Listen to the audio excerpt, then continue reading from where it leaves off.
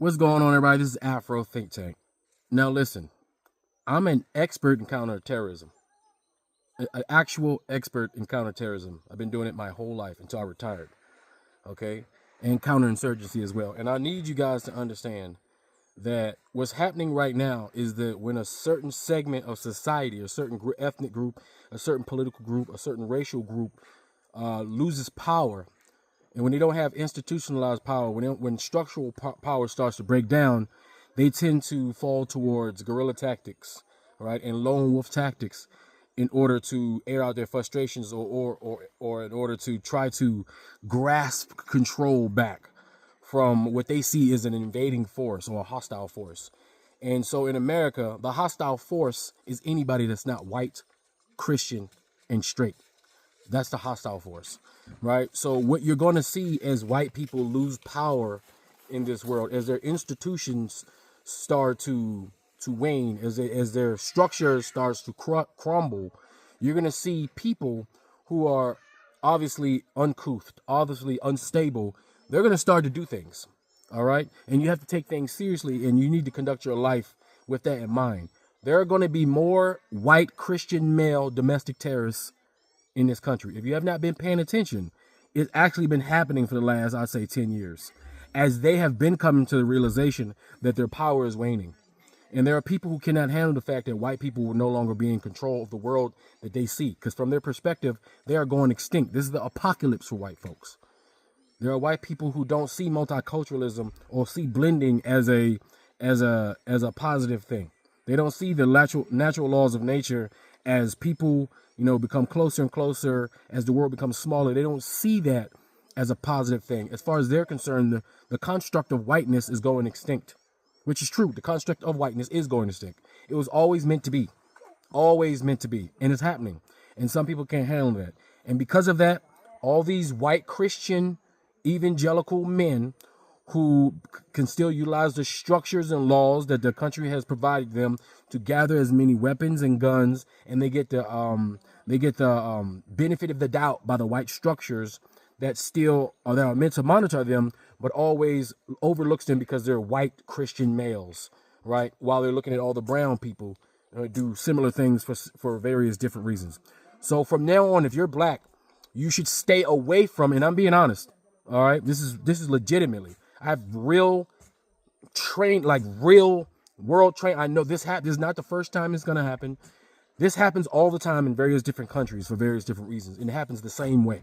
All right. We will have a lot of lone wolf. Lone wolves are people who take matters into their own hands. Anti-heroes, people who think they're soldiers for their race and they will take action. And those are the most dangerous ones because it's hard to pinpoint those. But if you ever notice, every time they catch one of these guys, they always say the FBI was looking at him. Have you ever noticed that? The FBI has always been looking at them, but they always gave them the benefit of the doubt because they're white, Christian, evangelical, white, straight males, right? And they are the face of terrorism. White males have been the face of terrorism for 500 years. They have been the face of terrorism for 500 years, but because the white system and the white structures have been covering it up because it doesn't benefit the white power structure for the world to see white people as the actual terrorists, right? Because of that, the side effect is they've been getting away with a lot of stuff, and they will get away with a lot of stuff. And thank God the FBI stopped this one. But I want you to understand that they will not be able to stop everyone. They will not be able to stop everyone.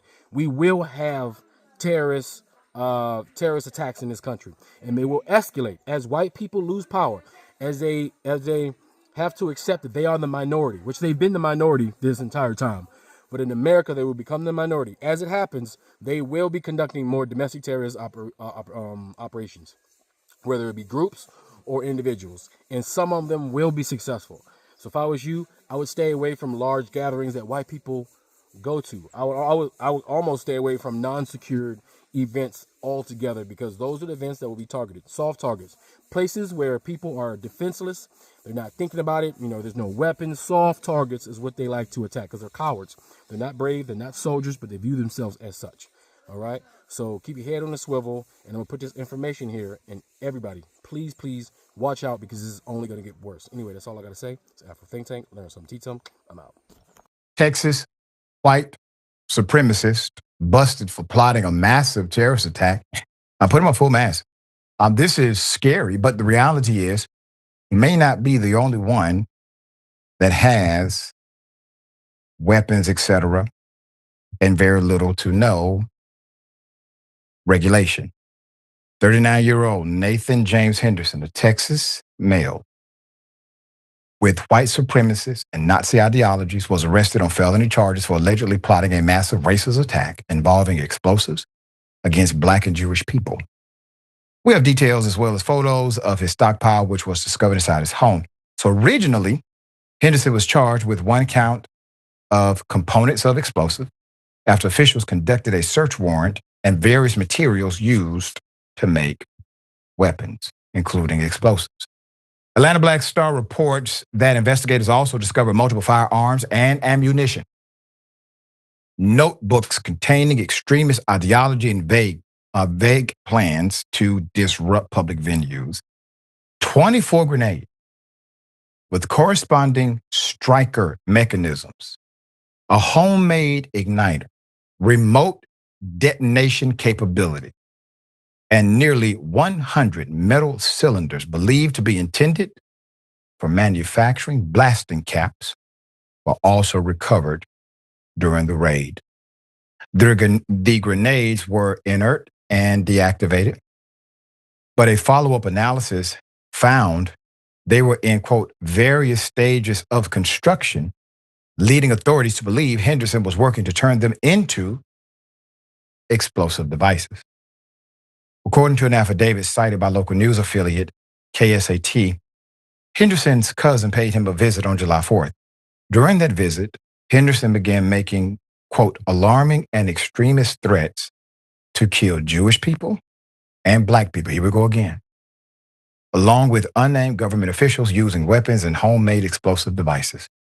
He described himself as a white supremacist and a Nazi and expressed admiration for New York murder suspect, which we talked about on this show in detail, whom he wanted to emulate, the affidavit stated.